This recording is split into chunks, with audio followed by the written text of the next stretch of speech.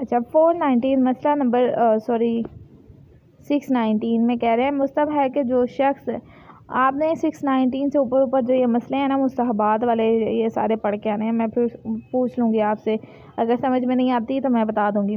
फिर कह रहे हैं मुस्तहब है कि मसला नंबर 619 मुस्तहब है कि जो शख्स मैयत को कब्र में उतारे वो बातहारत बरहना सर और बरहना पाँव हो और मैयत की पायती की तरफ यानी पाँव की तरफ से कब्र से बाहर निकले और मैयत के अजीज़ों अकारिब यानी रिश्तेदार के अलावा जो लोग मौजूद हों वो हाथ की पुष्ट से कब्र पर मिट्टी डालें और इन्ना लिल्लाहि व इन्ना इलैहि राजिऊन पढ़े। अगर मैयत औरत हो तो इसका महरम इसे कब्र में उतारे और अगर महरम ना हो तो इसके अजीज़ों अकारिब में से इससे कोई भी कब्र में उतार सकता है।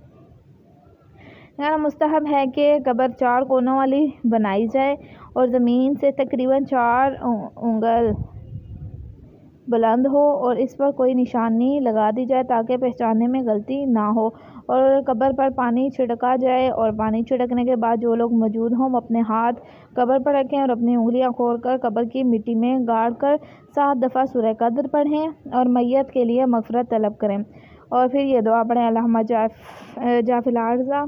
ठीक है, ये वाली दुआ है पूरी, ये आप लोग अगर याद कर लेते हैं तो अच्छी बात है। इसके बाद मुस्तहब है कि जो लोग जनाजे की माशियत के लिए आए हों इनके चले जाने के बाद मैयत का वली या वो शख्स जिसे वली इजाज़त दे मैयत को इन दुआओं की तलकीन करे जो बताई गई हैं। उसके बाद कह रहे हैं कि दफन के बाद मुस्तहब है कि मैयत के पसमानदगान को पुरसा दिया जाए, लेकिन अगर इतनी मुद्दत गुजर चुकी हो कि पुरसा देने में से इसका दुख ताज़ा हो जाता है तो फिर पुरसा ना दें तो बेहतर है। ये भी मुस्तहब है कि मैयत के अहले खाना के लिए 3 दिन तक खाना भेजा जाए, इसके पास बैठकर इनके घर में खाना खाना मकरूह है।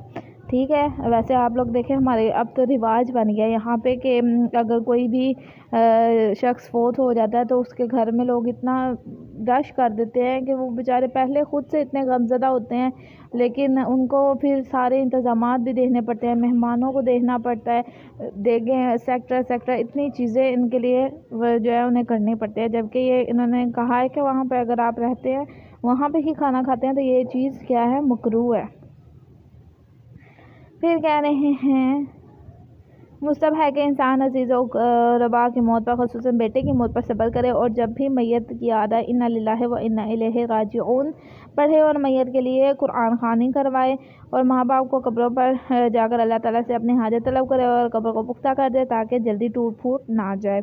किसी की मौत पर भी इंसान के लिए एहतियात की बिना पर जायज़ नहीं कि अपना चेहरा और बदन ज़ख्मी करे और अपने बाल नोचे, लेकिन सर और चेहरे का पीटना जायज़ है। यहाँ से आप लोगों को बता दूँ, वैसे क्योंकि हम अहले तशी हैं, हम लोगों से लोग सवाल करते हैं कि आप लोग मातम करते हैं, क्यों करते हैं, आप लोगों को मातम नहीं करना चाहिए। अब ये देखें, ये एक कुदरती फितरी चीज़ है। अब यहाँ पे आगा सिस्तानी का लोग कहते हैं कि हमें बताएं कहाँ पे फतवे दिए हैं, क्या किया। ये देखें, यहाँ से हमें पता लगता है आगा सिस्तानी का यहाँ पे है कि आप लोगों को इतना जायज़ नहीं है कि आप बिल्कुल ज़ख्मी कर लें, लेकिन ये क्या है, सर और चेहरे का पीटना जायज़ है। सर का मातम करना और चेहरे का मातम करना जायज़ है, मतलब हम लोग सीने का मातम भी करते हैं, ये भी जायज़ है। ठीक है, वैसे आप इसे दलील ना बनाएगा चाहे, क्योंकि सुनली लोग तो मानते ही नहीं है ना इस चीज़ को। तो कह रहे हैं एहतियात के बना पर बाप और भाई के अलावा किसी की भी मौत पर गिरेबान चाह करना जायज़ नहीं, लेकिन हाँ बाप और भाई हो तो आप गिरेबान चाह कर सकते हैं। और कहते हैं मतलब ये है कि इनकी मौत पर भी गिरेबान चाक ना किया, मुस्तहब है कि आप ना करें। अगर औरत मैयत के सोग में अपना चेहरा ज़ख्मी करके खून आलूद कर ले और यहाँ बाल नोचे तो एहतियात मुस्तहब की बना पर वो एक गुलाम को आज़ाद करें या 10, ये आगे कफ़ारा बता रहे हैं, 10 फ़कीरों को खाना खिलाए या इन्हें कपड़े पहनाए। और अगर मर्द अपनी बीवी का यहाँ फर्जंद की मौत पर अपना गिरबान या लिबास फाड़े तो इसके लिए भी यही हुक्म है।